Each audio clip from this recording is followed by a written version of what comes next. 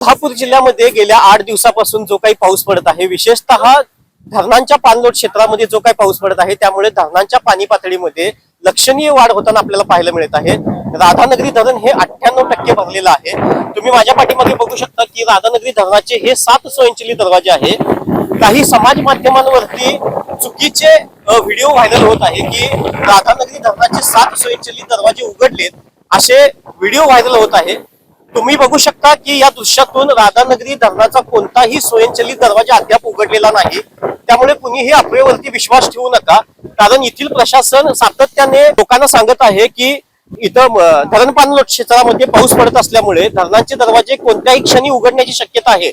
परंतु अद्याप राधानगरी धरणाचा कोणताही दरवाजा उघडलेला नाही. त्यामुळे कुणीही अफवेवरती विश्वास ठेवू नका. जे काही प्रशासनाकडून ज्या काही सूचना येत आहेत त्या सूचनांचं तंतोतंत पालन करा. आम्हीही आमच्या केके न्यूजच्या माध्यमातून तुम्हाला राधानगरी असतील किंवा काळंबवाडी असतील यांच्या इत्थंभूत धरणाच्या बातम्या तुमच्यावर पोहोचवण्याचा जास्तीत जास्त प्रयत्न करणार आहोत. कॅमेरामन संकल्प बोरेसह मी मिलिंद कांबळे, केके न्यूज, राधानगरी. काय भरती नाही झाली तर फी परत? होय, अगदी बरोबर ऐकलं. आणि आम्ही फक्त आश्वासन नाही तर हमी देतो.